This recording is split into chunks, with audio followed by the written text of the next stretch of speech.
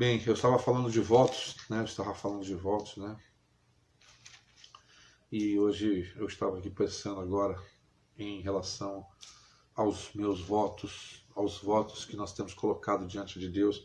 Eu não sei se você tem votos, as pessoas falam, eu não faço voto porque eu não quero ficar fazendo voto de tolo e quebrando os meus votos, né, a Deus. Eu quero te dizer que os votos são muito importantes. Davi, ele dizia, né, pagarei os meus votos diante de ti. Os votos realmente são diretrizes, eles nos colocam nos caminhos que nós sabemos que nós devemos andar com o Senhor. E alguns votos, eles são muito importantes para direcionar a sua vida, para que você esteja entendendo, né, o que Deus quer de você. Esses votos, eles realmente, ao longo da nossa vida, a gente vai quebrando eles, sim. Nós somos falhos, somos seres humanos, mas eles nos dão diretrizes para nós voltarmos e entendermos que esta é a vontade de Deus para nossas vidas. E esses votos escritos no papel, firmados com o Senhor, nos levam a rever as nossas vidas e olhar do ponto de vista onde nós estamos agora, se nós nos desviamos dessas coisas que nós votamos diante de Deus. E também é um momento de reflexão para que nós possamos nos arrepender e retomar o caminho dos votos que nós fizemos diante de Deus. Eu tenho aqui alguns votos meus. Eu não vou compartilhar os meus votos com você nessa noite, mas eu quero falar somente sobre um que está escrito em todas as minhas Bíblias. E todas as vezes que eu pego as Bíblias, as minhas Bíblias de estudos, várias versões que eu tenho, e eu sempre abro na primeira página, né, numa parte em branco que tem aqui, e eu lembro do que eu escrevi no dia 7/5/1998. Sim, 7/5/98, estamos aí com 22 anos. Há 22 anos atrás. Há 22 anos atrás eu estava nas trevas. Eu não sabia nada sobre Deus, apesar de achar que sabia. Eu não conhecia Jesus, apesar de achar que conhecia. Eu estava, como todos nós um dia estávamos. E depois que eu o conheci, que ele se apresentou a mim, que ele falou ao meu coração, pelo Espírito Santo, e me chamou para esse caminho que eu estou até o dia de hoje, pela graça e misericórdia dele somente, eu escrevi, no dia 7/5/98, a seguinte frase, o seguinte voto: não posso voltar atrás, pois hoje assinei um contrato irrevogável com Deus. Jesus me deu vida eterna e eu entreguei a minha vida totalmente a Ele. Essa foi uma declaração em 98. E hoje eu quero refletir nas minhas palavras, né?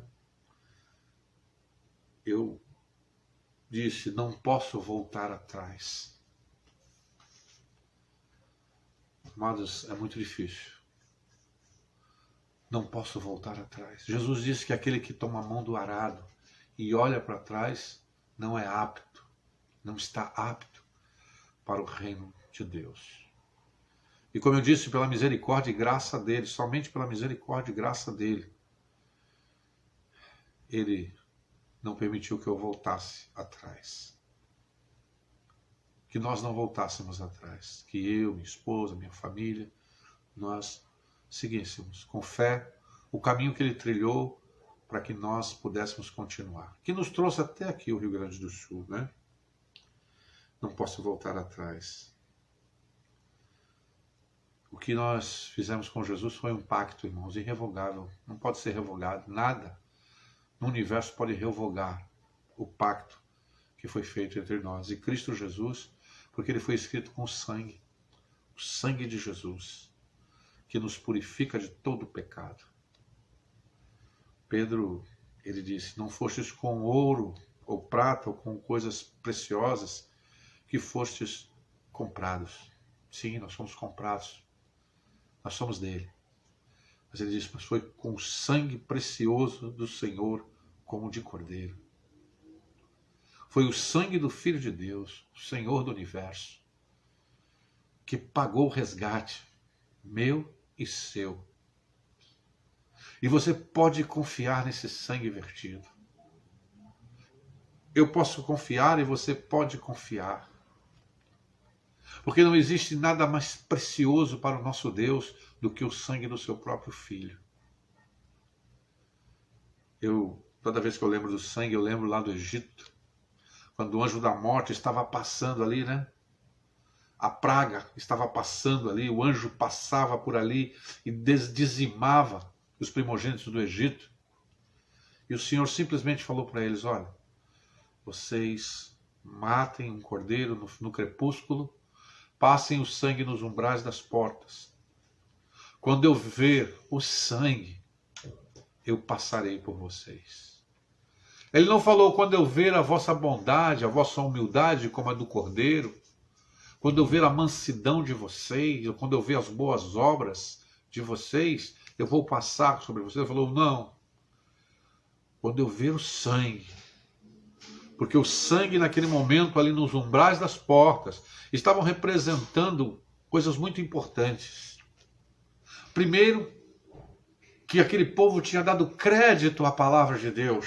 Foi Deus quem falou o que eles deveriam fazer para escapar do anjo da morte. Então eles deram crédito à palavra de Deus. Irmãos, são dias difíceis, onde é difícil nós estarmos dando crédito à palavra de Deus. Sim, nós sabemos que muitos irmãos estão perdendo seus entes queridos. Nós sabemos que filhos estão perdendo seus pais, seus avós. Pais estão perdendo seus filhos, irmãos estão perdendo seus irmãos. Nós estamos perdendo os nossos tios, tias, parentes queridos, amigos queridos. E quando nós começamos a perder e a dor começa a dilacerar o nosso coração, nós temos uma tendência maligna no nosso coração de estarmos em ira, de não compreendermos, de julgarmos a palavra de Deus. Esse foi o grande pecado do nosso pai Adão lá no Éden. Ele foi conquistado quando o maligno falou para ele: Deus não, na verdade, não deu tudo para vocês como vocês imaginam, não. O maligno questionou a bondade de Deus e o maligno hoje está questionando a bondade de Deus no coração de muitas pessoas que estão perdendo seus entes queridos e que estão perdendo seus empregos, seus recursos, para que eles se revoltem contra Deus. Hoje eu recebi a notícia que um tio querido está com 50% dos seus pulmões comprometidos e internado. Meu coração está triste. Já dobrei meu joelho, já orei, vou orar mais. Estou pedindo a Deus. Eu não sei o que você já perdeu nessa pandemia. Eu já perdi alguns primos, alguns parentes.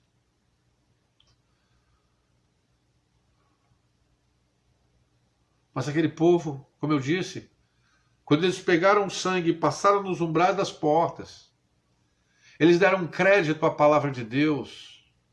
Eles levaram a sério as ordens de Deus. É momento da igreja levar a sério a palavra de Deus. Leve a sério a palavra de Deus. Se Deus fala que você tem que ser santo, abandonar o pecado, abandonar a imoralidade, abandonar todas as coisas erradas em sua vida, faça isso, dê crédito à palavra de Deus.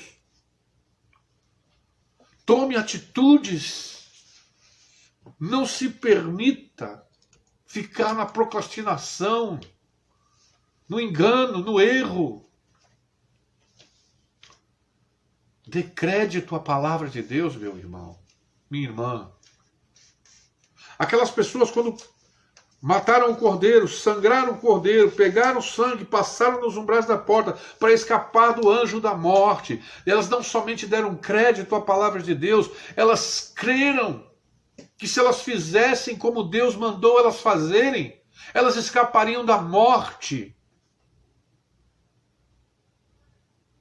Elas acreditaram Que Deus ia olhar simplesmente o sangue, não a bondade delas, não o ato delas, mas que Deus veria somente o sangue e que passaria deles.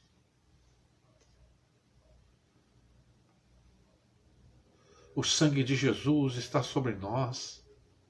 Louvado seja Deus por isso. O sangue de Jesus nos purifica de todo pecado. Nós estamos puros e santos pelo sangue de Jesus. Se Deus achar que tem que nos levar, é porque chegou a nossa hora. Não temos mais nada para fazer, a não ser descansar na glória com Ele. Aquelas pessoas acreditaram no sangue. Acreditaram na palavra de Deus. Elas colocaram em prática a palavra de Deus. Nós estamos vivendo um tempo onde os crentes não colocam em prática a palavra de Deus. Apesar de orarem, apesar de virem à igreja, o Senhor diz para você dar a César o que é de César e a Deus o que é de Deus. Mas nós estamos entregando aquilo que Deus nos deu a César. E o que é de César, que não tinha que entrar dentro da igreja, do povo de Deus, nós estamos deixando entrar. E dando a César o que é de Deus, e o que é de Deus a César.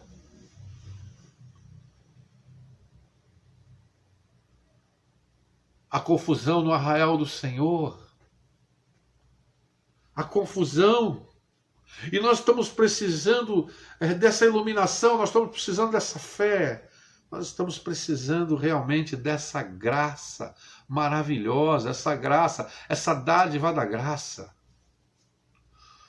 Lá em 2 Samuel, capítulo 15, 25, o texto diz assim: então disse o rei a Zadok: torna a levar a arca de Deus à cidade. Se achar eu graça aos olhos do Senhor, ele me fará voltar para lá e me deixará ver assim a arca como a sua habitação. Essas são as palavras de Davi quando fugia de Absalão. O sacerdote Zadok pegou a arca junto com os levitas e ia junto com o rei. Queria sair de Jerusalém junto com o rei e com a arca de Deus. Davi falou: não, a arca não pertence a mim. A presença de Deus não pertence a mim. Ele chegou diante do sacerdote dizendo: volta atrás, leva a arca de volta lá para o tabernáculo em Jerusalém, leva lá. E ele se lançou nas mãos de Deus. Ele se lançou, na verdade, na graça, esperando simplesmente que Deus, se Deus achasse que ele poderia receber essa graça de voltar e estar na presença de Deus, na presença da arca de Deus, isso ele colocou na mão de Deus. Os crentes de hoje estão precisando fazer isso. Nós precisamos nos colocar nas mãos de Deus e esperar na sua graça. Davi, ele estava vivendo um momento terrível. O seu próprio filho Absalão o havia traído e usurpado a sua coroa. Ele estava deixando apressadamente a cidade de Jerusalém e com ele levava a arca de Deus, que representava a sua glória e a sua presença. Era isso que estava acontecendo. Mas num determinado momento, Davi parece que teve uma iluminação. Davi, o homem segundo o coração de Deus, parece lembrar novamente que tudo está no controle das mãos de Deus. Das mãos soberanas de Deus. E que tudo depende dele ser gracioso ou não com o seu servo.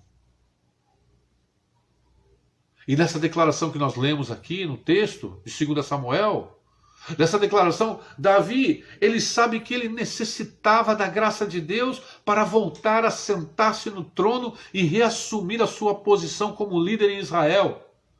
Porque ele sabia que Deus é quem levanta e também abate os reis da terra. Nós estamos numa posição hoje de enfraquecidos. Nós estamos proibidos de nos reunir, nós estamos proibidos de estarmos juntos. Quem fez isso? Deus fez isso. Não foi Satanás? Não foi os homens? Não. Foi o Deus do céu Todo-Poderoso, no qual todas as coisas estão ordenadas.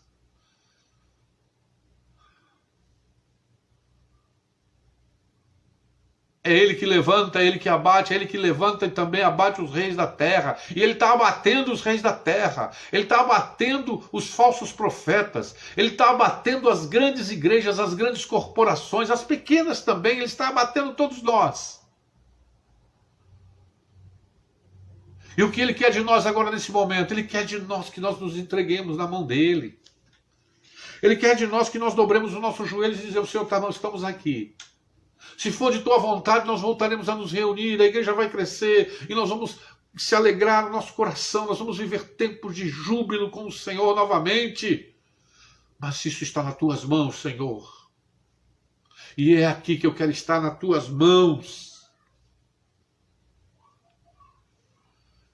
Davi, ele não estava mais preocupado em ser rei, mas ele estava preocupado, na verdade, em voltar a ter comunhão e prestar culto ao Senhor. O seu desejo é voltar à cidade santa e desfrutar novamente da presença da glória de Deus representada pela arca. O que você está preocupado com o que você está perdendo? Teus parentes? Tudo bem, chore por eles. São dias de choro. São dias de lamúrias mesmo, são dias de lágrimas. O escritor de Eclesiastes, na sua grande sabedoria, Salomão, ele disse: há tempo de chorar e há tempo de sorrir. Os tempos são de lágrimas. Tiago diz: está feliz, cante louvores. Que nós devemos nos entristecer com os que se entristecem e se alegrar com os que se alegram. Se os tempos são de lágrimas, vamos chorar nos pés do Senhor, meus irmãos. Vamos gritar, vamos gemer. São dias de gemido, de choro, de lágrimas. Vamos chorar. Vamos chorar pelos nossos pecados. Porque a palavra de Deus diz: bem-aventurados que choram, porque eles serão consolados. Davi não estava preocupado com aquilo que ele tinha perdido, a sua posição. Ele se colocou nas mãos de Deus e disse: olha, Senhor, não me importa de voltar para cá como rei, não. Que eu possa voltar para cá, Senhor, como um adorador. Porque mais importante do que ser rei para mim é a tua presença. Ele já estava experimentando isso, ele já tinha falado isso lá no Salmo 51. Ele já tinha pedido a restauração da alegria da salvação que ele tinha perdido.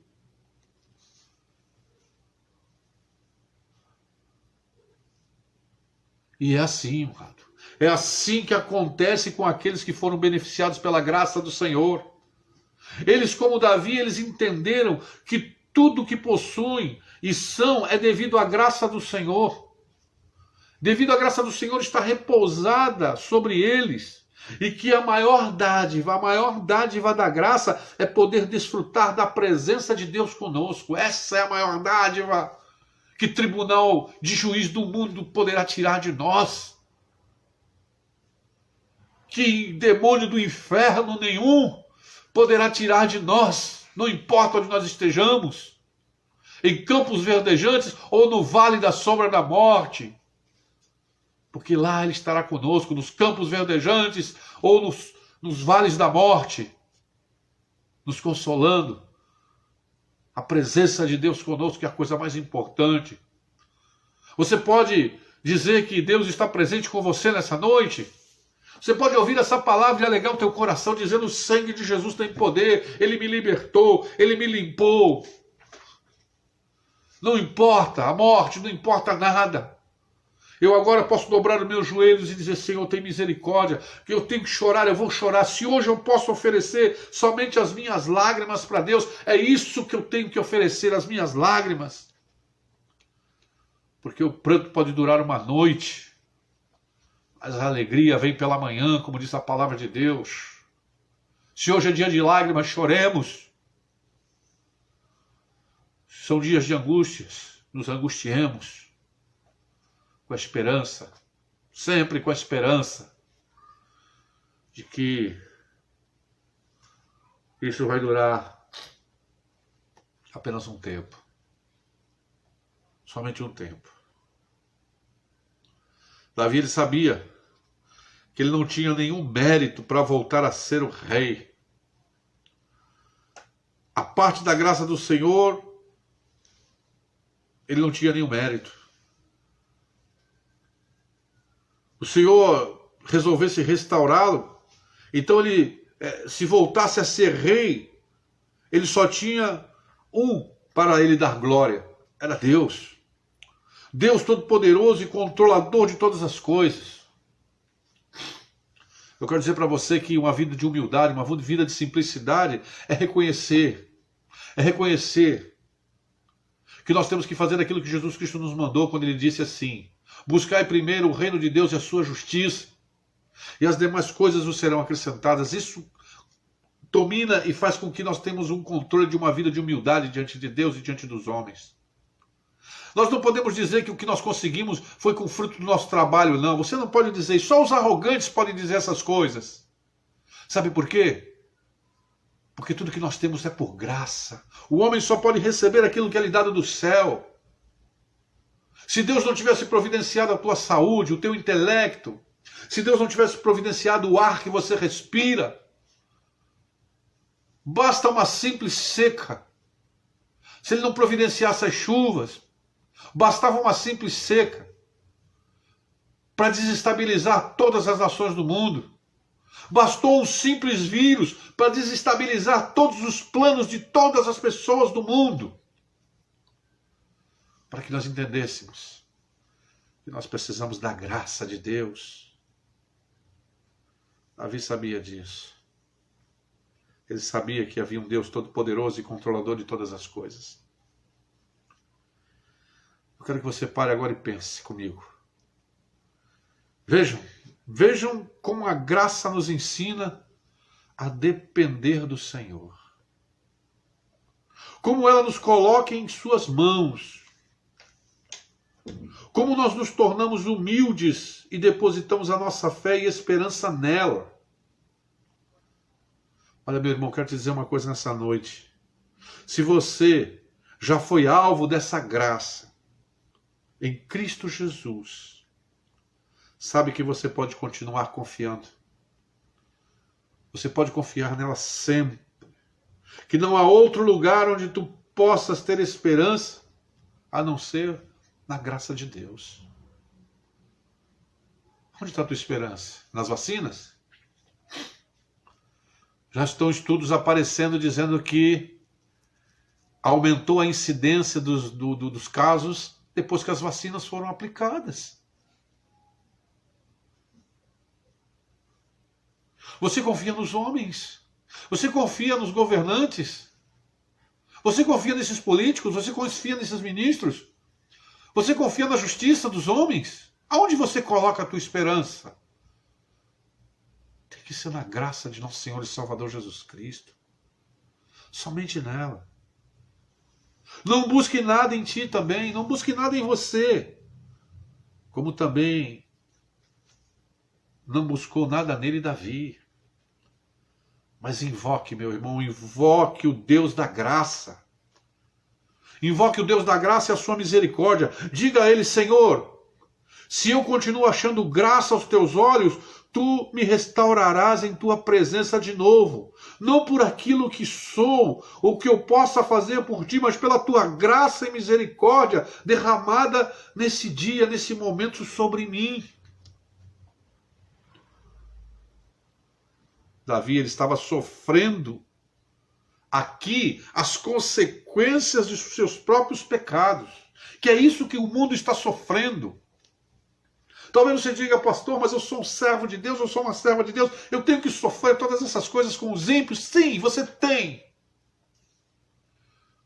Você tem que sofrer sim. Sabe por quê? Porque quando o Senhor mandou os 12 espias lá espiar a terra, 10 voltaram com um relatório negativo, que desanimou o povo. 10 voltaram de lá com más palavras. derramaram, na verdade, a incredulidade sobre o coração do povo. Somente dois, Josué e Caleb, tiveram um discurso diferente. Falaram, não, vamos lá, assim, não liguem para o que esses 10 estão falando. Nosso Deus é conosco, eles não viram os milagres, vocês não viram todas as coisas que ele já fez. Ele não vai nos trazer até aqui para depois nos abandonar. Foi esse o discurso de Josué e de Caleb, em outras palavras. Mas o que aconteceu? Aconteceu que Deus se irou contra a incredulidade deles e colocou eles a andarem 40 anos em volta do monte. Daquele monte que ele apareceu lá, né? Monte Ebal. 40 anos. E mesmo aqueles dois que expressaram a sua fé, que estavam decididos a botar as mãos nas armas e partir para cima do inimigo, eles tiveram que ficar lá no meio deles, dos ímpios, dos incrédulos, como um memorial de Deus, mostrando que todos eles, aquela geração inteira ia morrer, e eles iam ficar vivos para entrar e desfrutar das promessas de Deus. E é isso. Nós estamos vivendo no meio dos ímpios, apesar de sermos salvos, de termos o Espírito Santo, para Deus mostrar a diferença daquele que serve a Ele, em toda e qualquer circunstância, daquele que não serve. Então Davi estava sofrendo aqui as consequências dos seus próprios pecados, mas ele continuou crendo num Deus totalmente gracioso e benevolente para com ele. Aqui está a diferença. E que essa, meu irmão, seja a tua atitude, a minha atitude, a atitude da igreja. Sempre diante de todas as adversidades e pecados que possam vir sobre a nossa casa e sobre a igreja do nosso Senhor e Salvador Jesus Cristo. Continuarmos acreditando nele. Sempre. Não importa as circunstâncias. Não importa nada. Eu não sei o que o meu Deus está fazendo. Eu não posso compreendê-lo porque ele é incompreensível. Você não pode compreender o seu Deus porque ele é incompreensível. Ele habita em luz inacessível, diz o apóstolo Paulo. Mas ele diz para mim que eu preciso continuar acreditando que ele é bom. Apesar dos meus olhos não compreenderem, não entenderem o que está acontecendo, apesar de eu ver muitas vezes o mal, parece que está tomando conta de tudo, ele ainda diz para mim assim, continue acreditando em mim. A história não terminou. Continue acreditando mesmo sem entender. Continue crendo, mesmo sem compreender. Aqueles homens no Egito, eles não sabiam como que o anjo ia desviar deles.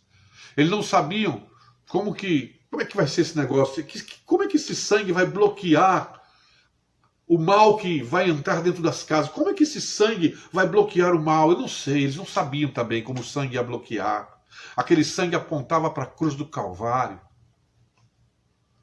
Mas eles acreditaram que o sangue bloquearia a entrada do mal para matar os seus filhos dentro de casa.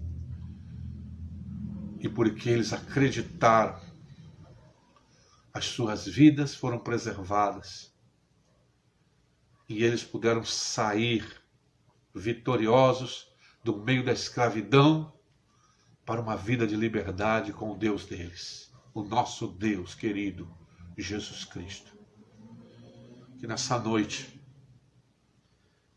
você também, meu irmão, mesmo não entendendo nada, mesmo perdendo, parecendo que está perdendo amigos, perdendo parentes, perdendo os negócios, perdendo dinheiro, não sei o que você está perdendo.